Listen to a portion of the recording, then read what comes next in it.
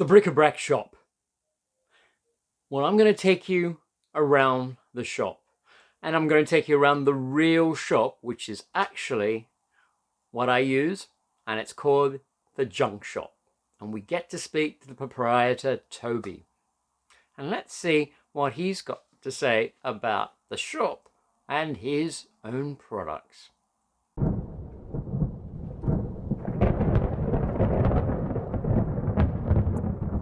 Welcome to the Brac Shop. This is the portal to the paranormal, the spiritual, the unexplained. And I'm Tom from the shop, my shop. Now, I've had lots of questions about the Brac Shop. Is it a real shop? It's a YouTube channel, basically. It's about the esoteric. But I do have links below where you can actually purchase some real things as well. But the backdrop and some of the scenes I use on my channel as the Brac Shop is actually based on a real shop. It's the junk shop. It's an antique shop. It's a second-hand shop. It's a treasure chest of fantastic curiosities. And do go and visit it. If you're in London, in Greenwich, do go and visit it. It's at 9 Greenwich Street. The address will be below. So do have a look if you're in London. And I thought I'd show you the shop again because I've had so many people asking about it. And we actually get to speak to Toby, the owner, the proprietor, and he is a fascinating character. He'll tell you about the shop and about his things as well, which actually surprised me. And if you like this episode, please press the like button and share it and tell your friends. And also subscribe if you haven't subscribed, and click the bell and the notification button as well. And that way you won't miss out on any of my episodes. I thought I'd show you the shop again.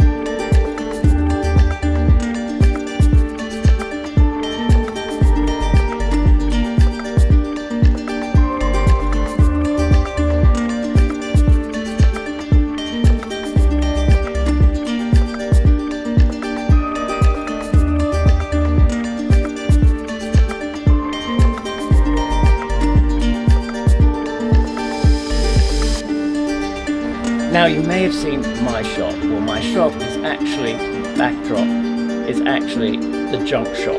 And I've got Toby, who owns the junk shop, and this is his real shop. So I am really honoured to interview Toby. Hi, Toby. Good afternoon. How are you getting on? So please tell us about the junk shop. How long has it been here? My parents, they came to Greenwich back in the 50s, where they first moved from Forest Hill in that area. My father was a banker. My mother became my mother, because there was 5 of us. But my father always had an interest in history and antiques items and that. So he basically left the bank and took on a lease in Nevada Street around the corner, which is actually called Watling Street, which is a Roman road, which is one of the longest roads in England. And they opened up the first shop there, and I just fell in love with the business and what my father did, and inevitably left school early and went to work with my father. And where I've stayed all my life, my grandmother also worked with us, so that's the oldest generation. And now my kids were working with me, and my son's got a unit downstairs, and my stepson works in here at weekends. So yes, we've been actually It's a family active. business. 4 generations, maybe the longest family business left in the area. Wow, that's really good. And you've got all these goods. Where do you get them from? Or... I mean, originally we cleared houses, and in the old days, house clearances were very, very interesting and exciting because you know, stuff had been stored away in garages and attics, and going back many generations. So it was actually really quite a treasure hunt then. But now it's, you know, most clearances are NFI, which I don't want. You know, IKEA, and you know, so it's more of a struggle now getting a hold of gear. But I have contacts. Right. And contacts are people who work with waste, rubbish, you know, and builders, scrap men. Right. And, you know, where if it's a bit of scrap metal worth a £5, it might be an item which I give them 20 quid for. So, you know, they're all clued up a bit. Right. But that goes back to the days also of the rag and bone man and the pikers. Right. Who we dealt with, you know, in the early days, yeah. Wow. And I take it you get quite a good trade of people coming in and buying stuff. Turnout was an interesting one. I mean, the tourists helped to some degree. Yeah. But what trade was, we used to have a lot more dealers. And we had big, what you call shippers and foreign dealers who would actually come over to places like England and fill a container of very English furniture. Quite often it wasn't very good English furniture, but in their countries it was foreign, obviously. Right. So we used to love the shippers. They would come in and reserve sometimes, you know, £400 or £500, sometimes £1,000 or £2,000 if you're lucky, and then come along and take it all away in one go, give you a load of space, and then you can move on. Right. But trade globally now has completely changed, and it's obviously, especially with COVID and all of that, it's completely. So we're all just trying to rebuild now. Right. And you'll accept donations from people if they want to. People drop off stuff. Yeah. I mean, it's got to be careful, and it's not just rubbish. All right. Some people do sort of think, oh yeah, well, we will give that to you, and it's utter rubbish. Right. Yeah. So you got to be careful because I mean, you know, as you can see with the shop, it's what I call it's organised chaos. It is chaotic, but that's the charm of it, and people love coming in here. So it's a very good diversion for people actually after lockdown to come into a place where you can look at it like a museum, but you can pick things up, and if you want to buy them, in this shop you can buy something for 20p to, you know, £2,000 or something. You know what I mean? It's really offers everyone, Right. you know, the opportunity of having a rummage and going and having a little bargain and finding a bargain, hopefully. Do you know what I mean? Yeah, definitely. And well, as I've got a paranormal, spiritual, esoteric channel, naturally I'm going to ask about your products. Do you think any of these products probably would have any energies associated with it? I believe in energy. I believe that energy. Really? I don't believe in ghosts. Right. I do believe in basically energy, and I believe that certain people can basically, they're more sensitive to others, so they can pick up static electricity, which I really believe is the heart of it. I mean, all of our fingers, our movements are static electricity sent from our brain to nerves which make us jump and do things. Right. I believe that if you're having a very, very, you know, happy somewhere, or obviously if you had something terrible happen, but the surroundings or the items maybe, they absorb that static electricity, and I believe that certain people, my brother for one, is much more sensitive. Right. He has seen ghosts, and I believe him, but I believe it's because he can read. It's like pushing play on a tape recorder. Yes.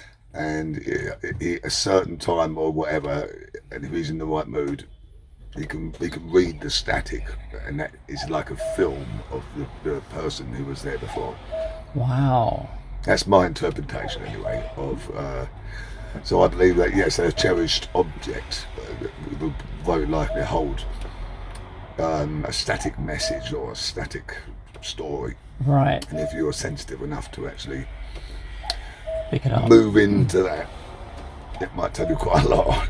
And have you ever felt anything in the shop? Any strange occurrences? Well, we had a murder upstairs. Oh, When I first wonderful. bought the shop, yeah, and I had to clear the flat. The blood is still actually under the floor, under above that ceiling, because he was murdered in that room. Oh wow! There's And a story he to this place. was hammered to death against that wall. And I had to take the wallpaper off when we bought the whole building. But no, the funny thing is, I'd felt things along the lines of what you're saying. And, but I'm not maybe as sensitive as my brother, but I've slept in the shop many a time when I've stayed late for a beer. I've not sensed anything bad about it. Right. No, it gives off actually a good aura, a good feeling. Right. Even though someone was murdered Yeah, here. that's just by the by. Yeah. You know, there might have been a real good reason for him to be murdered and not to want to leave his static imprint in the walls. Yeah. And I do know a bit of the actual roots of the story, so I won't go down to now. Oh, okay. But yes, Okay. Well, that's wonderful.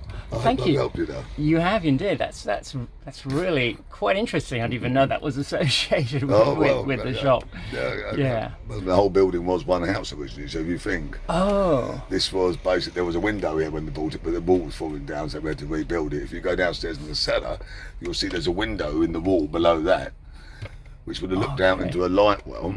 And then the rest of the cellar at the front would have been the coal holes. Oh right. Yeah. So if you look at the houses opposite, you'll see they're all Yorkstone.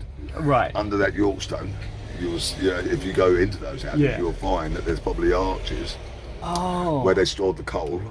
I get So you. this Yeah. was a townhouse. Oh, it wasn't Yeah. a shop. No. This was all Townhouse. built on turn of the century. Right. So these were houses. If you go into my brother's hallway, you'll see the doorbell there in this wall. Okay. It's the actual front door, and the doorbell is still there. The old pull doorbell. Yeah. Doorbell. Oh, that's wonderful. So it gives you an idea. This whole parade of shops was probably purchased by an individual property owner. Right. And then at the turn of the century, he probably got permission just to build these shop fronts along the whole lot Oh, right. Yes. and convert them like into they shops. did in those days. So they built over the Yorkstone front gardens. Yeah. Oh, okay. So it's quite interesting history. But if you do go down, honestly, go down the next staircase, look to your right, you'll see the downstairs window still there. Okay. Oh, I'll have a look. Yeah, I'll have a look the at that. glass isn't in it anymore, but you can Yeah. see the sash frame and the windowsill is there. Okay. Yeah. It's just quite interesting. This was the sitting room, and that was double doors there, All right. going right through. And the servants would have Right. slept in the very top rooms, and the very Oh. bottom room was where they would have cooked for the household. Wonderful. And these are early Georgian townhouses, so they've got some history. They are 1780. Right. Yeah, when I did the work to make the two rooms, I had to replace all the floorboards with the original floorboards and move them around. So I kept it as original as Yeah. possible. Do you know what I mean? Yeah. I mean, I can't rectify this. This was done 120 years ago. The shop front. Yeah. But actually maintaining the interior, and the walls are still horsehair, and behind that bookcase here is still the original fireplace. The fireplace is a lovely fireplace, by the way. Oh, right. Wonderful. And that's the chimney burst there, and it's a beautiful fireplace. Yeah. Okay. But I can't, expose it because otherwise I'll lose a lot of books. Yeah. space. Yeah. Naturally. Well, that's wonderful. Well, thank you very much for all that insight. Well, that's a little bit about a very historic building as well. I know. So, if you guys are in the area, do pop into Greenwich, UK, London, UK, and have a look at the junk shop, the Please do. real shop. Thank you very much indeed. Thank you, Toby. All right. Bye. So, what did you think? What did you think about the junk shop? What about Toby? Isn't he a fascinating character? And I was really quite surprised that he had the same thoughts that I do about objects retaining their surrounding energies. I was actually blown away when I heard that. And that's something I've been saying ever since I started the channel. In fact, I even made my short film, which was supposed to be the pilot for the Bric series. And that's where we filmed it, in the junk shop. So write down your comments below and tell me what you think about objects holding on to their surrounding energies. And if you are in the area, do pop into the junk shop and say hi to Toby as well. You might find something that you like there. So, if you've liked this episode, please press the like button and tell your friends and share it. And if you haven't subscribed as yet, please subscribe and press the bell and the notification button. And that way you'll always be updated when I do release new videos. And have a look at our links below. And if you like, buy me a drink if you've enjoyed this episode. It's greatly appreciated and you'll be helping me and the channel as well. And there's also our other links below to have a look through. So until next time, I hope I see you soon. And until then, stay well and happy.